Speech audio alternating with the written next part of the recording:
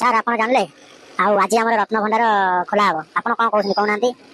ଆପଣ ଜାଣିନାହାନ୍ତି, ଆମ ସରକାର ଆସିଲା ମାନେ ଚାରି ଦୁଆର ଖୋଲା ହେଲା, ରତ୍ନଭଣ୍ଡାର ଖୋଲା ହେଲା, ସବୁ ଭଲରେ ଭଲରେ ହବ।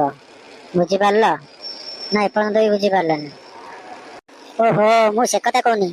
ଆପଣ ଯୋଉ ରତ୍ନଭଣ୍ଡାର ଖୋଲିବାକୁ କହିଛନ୍ତି ସେଇଟା କ'ଣ ପାଇଁ କହିଛନ୍ତି ସେ ବିଷୟରେ ଟିକେ କହିଲେ ମୋତେ ଭଲ ହୁଅନ୍ତା। ବୁଝିପାରିଲ? ଓହୋ, ସେ ବିଷୟରେ କହୁନ। ତମେ ଖାଲି କହୁଛ ରତ୍ନଭଣ୍ଡାର ଖୋଲା ହେଲା, କ'ଣ କହିବେ? ଆଉ ମୁଁ କ'ଣ କହିବି? ମୁଁ ତ ସେଇ କଥା କହୁଛି। ଆଉ ତମେ ସେମିତି କହୁନ ଆଉ କ'ଣ ପାଇଁ ଖୋଲା ହେଲା କ'ଣ ପାଇଁ ନୁହେଁ। ଦେଖ, ହଁ କୁହନ୍ତୁ ତାହେଲେ। ଦେଖ, ମୁଁ ଚାରି ଦ୍ୱାର କ'ଣ ପାଇଁ ଖୋଲିଲି? ଲୋକଙ୍କର କେତେ ଅସୁବିଧା ହେଉଥିଲା। ହଁ, ମାନେ ଲୋକ ଏତେ ହୋଇଯାଉଥିଲେ ଯେ ମାନେ କେଉଁପଟେ ଯାଇପାରୁନଥିଲେ ଆସିପାରୁନଥିଲେ। ମୁଁ ସେଥିପାଇଁ ଚାରି ଦ୍ୱାରଟା ଖୋଲିଦେଲି।